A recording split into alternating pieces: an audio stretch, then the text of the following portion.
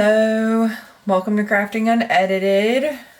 I'm Sierra, owner, editor, doer of all things craftily and Crafting Unedited, in case you haven't seen any of my other videos. So today we are going to be making a lava bead bracelet. This is what one that is already finished looks like that I have done. These are really popular right now. They're really cool. I'm kind of obsessed with them.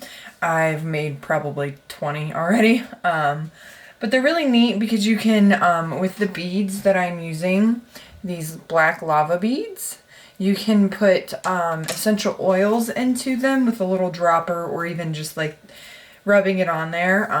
And throughout the day you can, you know, smell them so that, or it diffuses them so that you can have a sense of well-being. There are different types of essential oils, so you can use, like, my favorites are lavender, peppermint. I love orange. Orange is just for a sense of happy. It just brings out like this, I don't know, happy feeling. It's really weird how they work. Lavender is great for calm. And my second favorite is eucalyptus. It's great for this time of year because there's a lot of congestion going on, a lot of sinuses, a lot of pressure changes in the air, and you can probably see on my face how congested I am. I've got a lot of puffiness going on. So yeah, it really does help with all of those things. So this is a great way to be able to have them on you without having to carry around the little bottle all day, or, you know, wear a necklace that's, you know, necklaces are great for it too. There's always, you know, a little, you can get a charm that's like a locket style, but it has an open front. You can put a little felt pad in there and dab some of the oil onto that felt pad and it'll last quite a while as well. Just a great way to have a sense of well-being throughout the day. So super easy to make. The hardest part for me is designing them because I want to put all the beads together. I want to put them all together in different colors, and you know, I can't ever decide which ones I want to do. This one was actually a customer request, so it makes it pretty simple, other than coming up with the combination of how to put it together. Meaning, like, do I do blue, opal, blue? Do I do blue, blue, opal, blue, blue? See what I mean? So you'll need your beads. Today I have 4 different styles. I have 3 different styles, sorry. So I have a black lava bead. I have an opal, well, a synthetic opal. These things are very bright. Through the camera, it looks just like it's a clear ball, but it's not. It's opal, and it shines very bright in the camera. And this marbled blue, you probably can't tell very well with this, but marble blue. So you need your beads, and if you're going to use spacer beads, you need those. This is just like a little can you see? Layered metal bead that you can use to bridge a gap or to separate them like this one has. I may or may not use it, depends on how I feel. You'll need some stretch cording. I like this silver stuff. It comes in a big old roll like this. But I like the silver just because it's pretty. Who doesn't like silver glittery stuff, right? Excuse me, I need a drink of water. Lots of congestion going on. I wasn't kidding.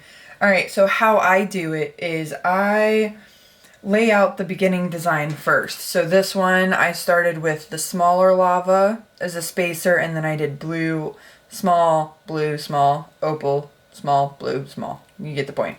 So I start on the end where the bigger bead is, and that's because the bigger beads typically have the bigger holes. And that is for closure purposes. I do not like having the tie show, so I shove it in one of the beads. So today I want to do, I don't think I'm going to use the spacers. While they are, well, I might use 2 actually. I'm going to use 2. But they're going to be on the end. So I will put the spacers at the end. So it's going to be blue, blue, and then the opal, and then the other two blues.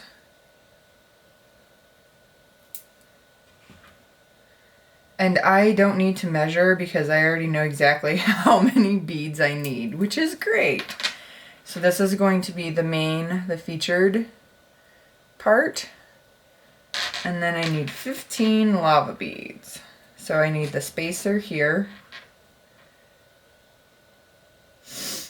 And then I need 15 of these lava stones. Lava stones are made, if you get them from the right place, they are made out of real lava from a volcano, which is really neat. I'm kind of obsessed with volcanoes in general. We went to Rome in 2017 and we hiked 4 active volcanoes. And let me tell you, that is the coolest thing ever. Especially if you're an adrenaline junkie like myself and you really like those types of crazy adventures, definitely recommend doing it. But it's just the thought of it could go off at any moment. But seeing things like you see when you're up there are just insane. Thinking that like this is a mountain made of rocks. I have a piece of hair in my eye, don't mind me. 1, 2, 3, 4, 5, 6, 7, 8, 9. These are great for like if you have a friend who has a birthday.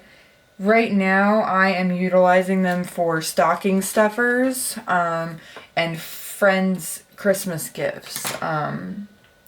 Mainly because, again, it's the time of year where all the congestion, not only congestion comes around, but it's Ohio, well, I'm in Ohio, and people up here have a lot of seasonal depression going on, and essential oils are phenomenal for helping in that without having to have, like, heavy medications.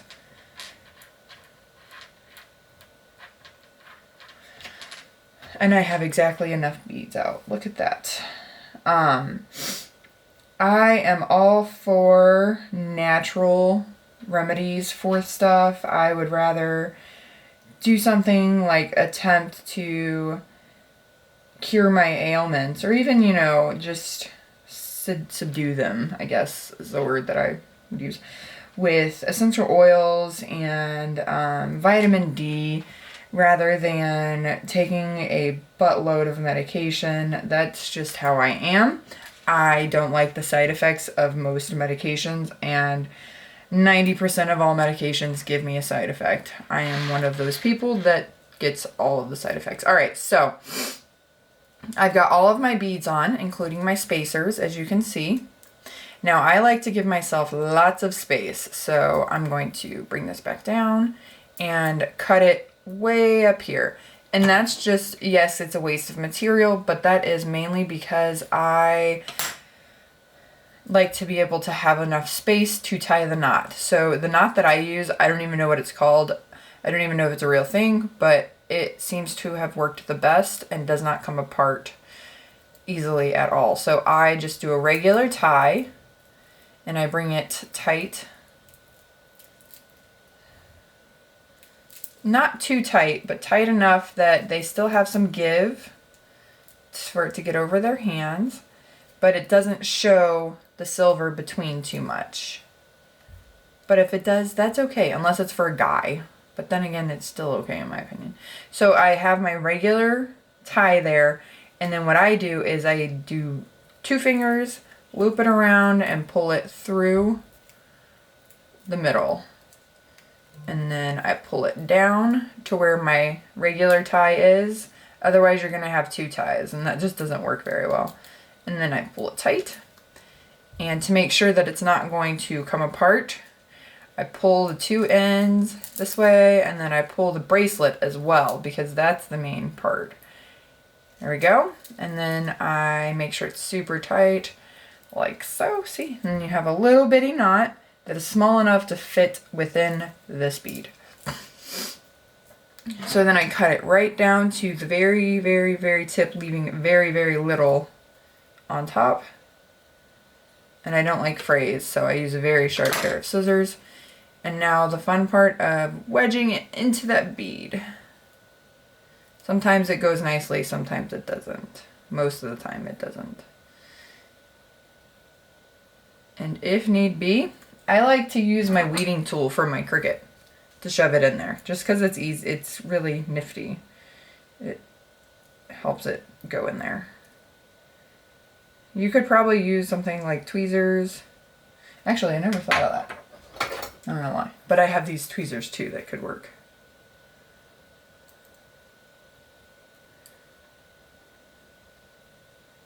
And because I'm videotaping this, this is not going to work out the easiest that it usually does. Typically this part's not this difficult, but it's being difficult. That's okay. Whoops. You could also probably use some sort of glue to shove it in there, but I don't. Whoops. You also have to be very careful not to damage the bead. I've done that before. Back to the weeding tool. You're just gonna tuck it in there.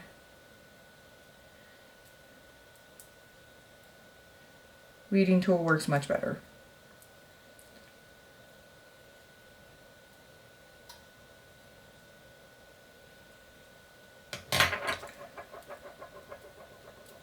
There we go. And there you have it, my friends. A beautiful opal lava stone bracelet. See? And now, because of where I tucked in the ending, you cannot see the tie. Very clean, very, very pretty. There you go. All right, so, and then I wasted all of this, but that is okay. Worth it to me. Makes the tying a way bit easier, way less stressful. All right, so that is that. Super quick. Again, easy. The difficult part is deciding what beads to use and in what order. This was rather easy because, you know, blue and opal go really well together, and having them together kind of in one. I also like the style of this one. So getting creative, using more lava stones and whatnot. All right. So I hope you enjoyed my video. I hope that it was useful and you learned how to make a bracelet on your own. If not, sorry. Hope it was still entertaining. All right. So until next time, have a fantastic day, night, whatever time it is. If you don't mind, I would love it if you would subscribe to my channel so that you can know when I make more of these videos to help you out. Also, there are more than just crafting videos on my channel. There are lots of life tips and stuff like that as well. So I would really appreciate it if you subscribed so that you can watch some of those cool videos. Also, if you hit that little bell, you'll know when I'm on because it will alert you. Pretty neat. All right, so until next time, see you later.